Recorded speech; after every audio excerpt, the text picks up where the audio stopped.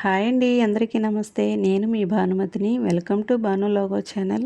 ఈరోజు నేను ఎంతో టేస్టీగా ఉండే నాటుకోడి చికెన్ అయితే చేయబోతున్నాను. ముక్క హార్డ్గా లేకుండా చాలా సాఫ్ట్గా కుక్ అవుతుంది. ఈ కర్రీ ఎలా తయారు చేయాలో ఇప్పుడు ప్రాసెస్లోకి వెళ్ళిపోదాము. ఈ కర్రీ కోసం నేను 1/2 కిలో చికెన్ అయితే తీసుకున్నాను. నీట్గా క్లీన్ చేసుకొని ఒక బౌల్లోకి అయితే తీసుకున్నాను. ఇందులో ఒక 2 స్పూన్స్ అల్లం వెల్లుల్లి పేస్టు, 3 స్పూన్స్ కారము. నాన్ వెజ్ కాబట్టి కారం కొంచెం ఎక్కువే పడుతుంది.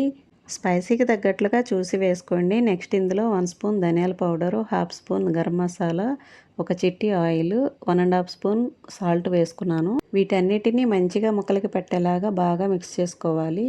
నాటుకోడి చికెను హార్డ్గా ఉండి ముక్క కుక్ అవ్వడానికి ఎక్కువ టైం పడుతుంది కాబట్టి ఇలా ఇంగ్రీడియంట్స్ అన్నిటిని కూడా బాగా ముక్కలకి పట్టించి 30 లేదా 45 మినిట్స్ పక్కన పెట్టుకున్నట్లయితే ముక్క తక్కువ టైంలోనే చాలా సాఫ్ట్గా కుక్ అవుతుంది.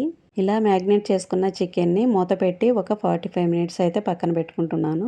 నెక్స్ట్ ఒక కళాయిలో 3 చిట్ల ఆయిల్ అయితే వేసుకుంటున్నాను. నాన్ వెజ్ కదా, కొంచెం ఆయిల్ ఎక్కువే పడుతుంది. ఆయిల్ హీట్ ఎక్కిన తర్వాత మీడియం సైజు ఆనియన్స్ని అయితే సన్నగా తరిగి తాలింపులు అయితే వేసుకుంటున్నాను. నెక్స్ట్ ఇందులో 5-6 పచ్చిమిర్చి, కొంచెం కరివేపాకు వేసుకొని ఆనియన్స్ బ్రౌన్ కలర్ వచ్చే వరకు కూడా ఫ్రై చేసుకోవాలి.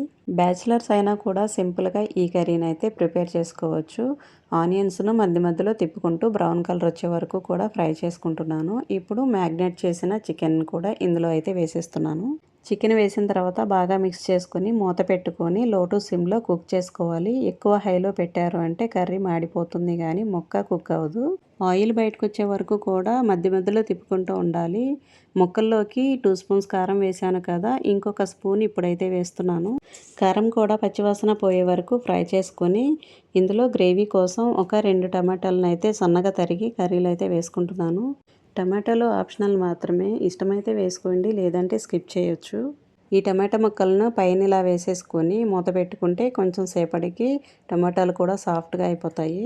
మూత తీసి టమాటాలను బాగా మిక్స్ చేసుకొని ఒక 4-5 మినిట్స్ సిమ్లో పెట్టి కర్రీ ఉడికించుకుంటే ఆయిల్ అనేది బయటకు వస్తుంది. ముక్క సాఫ్ట్గా అయ్యి ఇలా ఆయిల్ పైకి వచ్చిన తర్వాత ఒక 2 స్పూన్స్ కొబ్బరి నువ్వుల పౌడర్ని అయితే వేసుకుంటున్నాను. ఈ పౌడర్ వేయటం వల్ల కర్రీ గ్రేవీ వస్తుంది, ఇంకా టేస్ట్ కూడా ఇంక్రీజ్ అవుతుంది. ఇప్పుడు తగినంత వాటర్ పోసుకొని ఇంకా ఈ వాటర్ దగ్గర పడే వరకు కూడా కర్రీని ఉడికించుకుంటున్నాను. ఫైనల్గా ధనియాల పౌడర్, కొత్తిమీర వేసుకుంటే కర్రీ రెడీ అయిపోయినట్లే. నా దగ్గర కొత్తిమీర లేదండి, నేను వేయలేదు. వీడియో నచ్చితే please like and subscribe. Thank you.